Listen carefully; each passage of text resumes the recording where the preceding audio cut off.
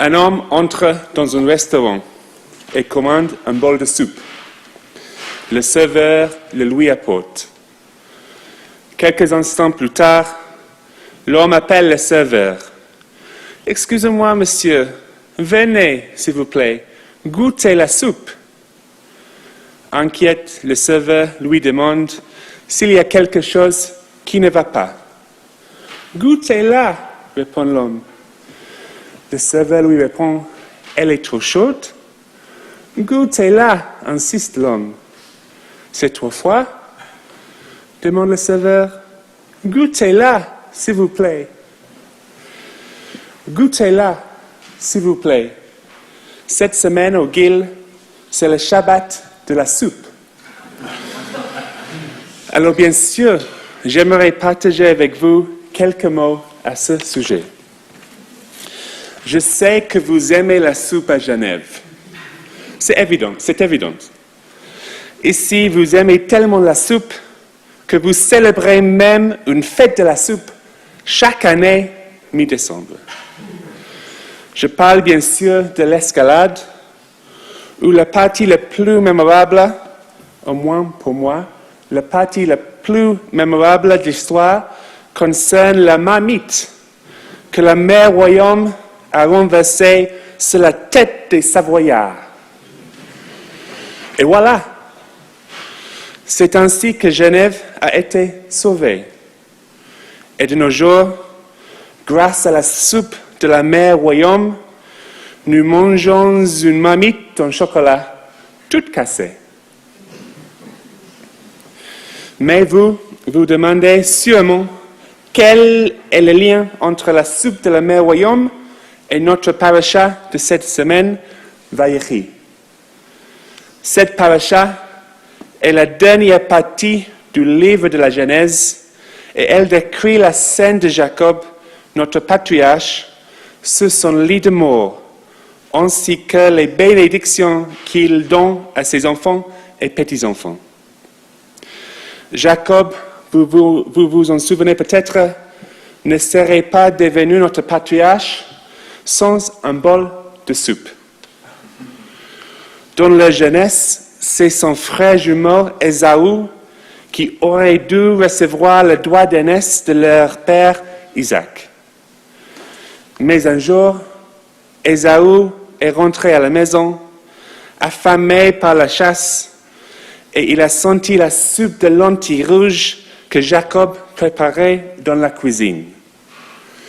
Il avait tellement faim et la soupe sentait tellement bon qu'il a demandé à en avoir un peu. Lorsque Jacob a exigé le droit d'aînesse en échange de ce bol de soupe aux lentilles, Ésaü n'a été que trop content de céder son droit d'aînesse, ce concept spirituel, en échange de ce délicieux confort matériel qui apaiserait son estomac. Je peux comprendre Ésaü, car j'aime, moi aussi, manger de la soupe et apaiser mon estomac. Mais comme Jacob, j'aime aussi la préparer. En effet, il y a quelque chose de spécial dans la chimie des ingrédients d'une soupe. En eux-mêmes, les ingrédients ne sont peut-être pas nécessairement très savoureux. Mais si on les met ensemble, qu'on les fait cuire, qu'on les remue et qu'on les assaisonne, ils se transforment en quelques heures en quelque chose de magnifique. Et c'est une bonne métaphore pour une communauté. Seuls, nous ne sommes rien. Mais c'est la façon dont nous travaillons ensemble, dont nous combinons nos talents, dont nous créons cette alchimie entre nous. C'est cette façon-là qui peut transformer notre collectivité en communauté vraiment. Le tout est plus grand que ses parties. Et c'est vrai aussi pour la soupe. Je dois vous avouer que l'un des plus grands faux pas que j'ai commis en tant que jeune rabbin a été d'avouer pendant un discours sur la bima que je n'aimais pas la soupe au poulet.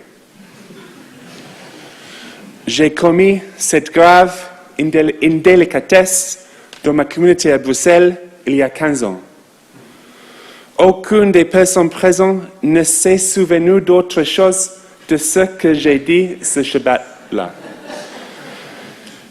Mais par la suite, de nombreuses personnes m'ont proposé de me préparer leur soupe de poulet pour que je comprenne bien ce qui la rendait si spéciale.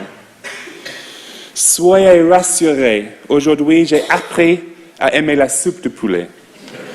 Et comme je n'ai plus besoin de personne pour m'en préparer une, vous pouvez passer un Shabbat tranquille. Pour beaucoup d'entre nous, la soupe de poulet est une question d'héritage. Ce marak-off en hébreu a une signification supplémentaire si c'est votre mère qui l'a préparé pour vous. Et elle a même des pouvoirs surnaturels, la fameuse pénicilline juive, en yiddish, ce golden yoik, si c'est la recette de votre grand-mère. Revenons à la paracha. Jacob a peut-être donné un bol de soupe à Ésaü et a ainsi gagné le droit d'aînesse. Mais à ses fils, il donne un héritage différent. Dans ses dernières bénédictions, il n'hésite pas à leur dire ce qu'il pense d'eux et à pointer leur personnalité. C'est peut-être une bénédiction. Mais j'ai vraiment de la peine pour Ruben, instable comme l'eau, pour Shimon et Lévi, sans foi ni loi, pour Dan, le serpent mordant, et pour Issachar, l'âne à gros os. Il est possible que certaines de ces remarques soient, quand même dans la bouche de Jacob, une forme de compliment. Nous savons combien il est parfois difficile pour les membres d'une famille de s'entendre entre eux. Et c'est également le cas pour les enfants d'Israël. C'est pourquoi nous chantons Hine matovu manayim shevet achim gam yachad. Ensemble. Hine matovu manayim shevet achim gam yachad. Hine matov shevet achim gam yachad. Hine matov shevet achim gam yachad. N'est-ce pas merveilleux pour des frères de s'asseoir ensemble? Dans les années 90, j'étais un grand fan du groupe pop britannique Oasis. Vous connaissez peut-être la chanson Wonderwall. Je ne chante pas Wonderwall.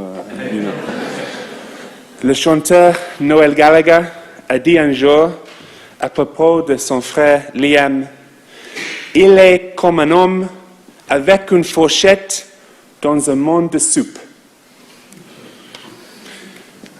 Inutile de vous dire que tous deux, Liam et Noël, ont cessé de se parler pendant de nombreuses années et le groupe pop s'est dissous. Un homme avec une fourchette dans un monde de soupe. On comprend la frustration. Alors, cela me rappelle que je n'ai pas terminé ma blague tout à l'heure. Vous vous souvenez de l'homme et du serveur au restaurant? Goûtez la soupe, s'écrie l'homme. D'accord, finit par céder le serveur. Je vais la goûter. Mais où est la cuillère? Lui répond le client. J'ai vu vos légumes, je sens l'odeur de la soupe, mais espérons qu'il y aura des cuillères à la synagogue ce soir. Shabbat Shalom.